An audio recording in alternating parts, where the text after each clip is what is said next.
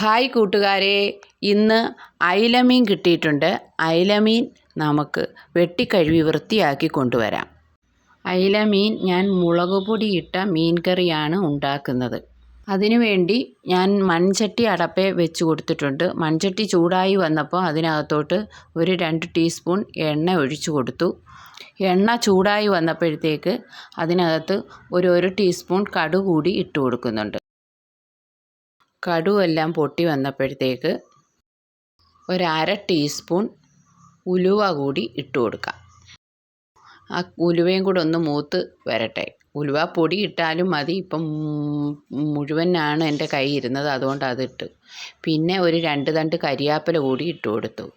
അത് കഴിഞ്ഞ് ഞാൻ ഒരു കഷ്ണം ഇഞ്ചി അരിഞ്ഞു കൊണ്ടുവന്നിട്ടുണ്ട്. അതുകൂടി ഇതിനകത്തോട്ട് ഇട്ട് കൊടുക്കാം. അതിൻ്റെ ആ പച്ചക്കുത്തൊക്കെ ഒന്ന് മാറുന്നത് വരെ ഒന്ന് ഇളക്കി യോജിപ്പിച്ച് എടുക്കാം. അതൊന്നൊരുവിധം വാടി വന്നപ്പോഴത്തേക്ക് ഒരു 8-10 വെളുത്തുള്ളി കൂടി അരിഞ്ഞത് ഇതിനകത്തോട്ട് ഇട്ട് കൊടുക്കാം. ഇനി അതൊന്ന് മൂത്ത് എടുത്തിട്ട് ഒരുവിധം വാടി വന്നപ്പോഴത്തേക്ക് ഒരു 8-10 ചുമന്നുള്ളി കൂടി ഞാൻ അരിഞ്ഞെടുത്തിട്ടുണ്ട് ചെറുതായിട്ട്.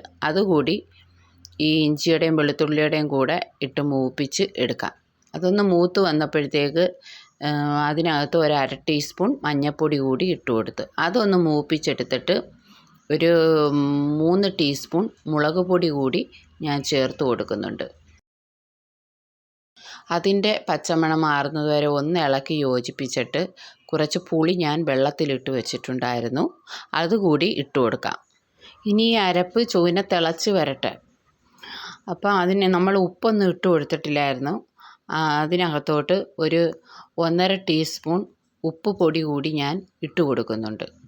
ഇനി അരപ്പ് ചുവനെ തിളച്ച് വരുമ്പോഴത്തേക്ക് പോന്ന് പോരാത്ത വെള്ളം കൂടി ഒഴിച്ചു കൊടുക്കാം.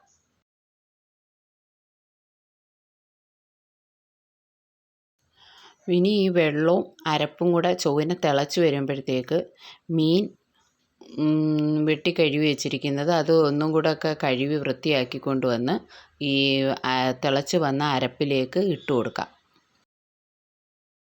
മീനൊക്കെ നമ്മൾ ഇട്ട് കൊടുത്തിട്ടുണ്ട്.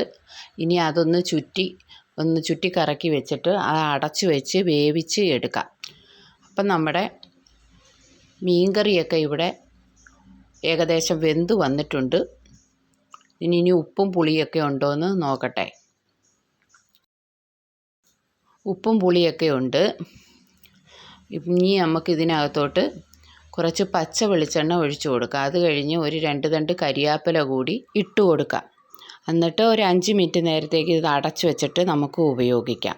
അപ്പം നമ്മുടെ വീഡിയോ ഇഷ്ടപ്പെട്ടെങ്കിൽ എല്ലാവരും ലൈക്ക് ചെയ്യുക, ഷെയർ ചെയ്യുക, സബ്സ്ക്രൈബ് ചെയ്ത് തരിക. സബ്സ്ക്രൈബ് ചെയ്യുമ്പോൾ അതിൻ്റെ അടിയിലൊരു ബെല്ല് വരും. ബെല്ലിലൊന്ന് ടച്ച് ചെയ്യുമ്പോൾ താഴെ ആളെന്ന ഓപ്ഷൻ വരും. അതിലൂടെ ഒന്ന് ടച്ച് ചെയ്യണേ. അപ്പം ഞാനിടുന്ന വീഡിയോയുടെയൊക്കെ നോട്ടിഫിക്കേഷൻ നിങ്ങൾക്ക് ഉടനടി ലഭിക്കുന്നതായിരിക്കും. അപ്പോൾ ഓക്കെ, ബായ്.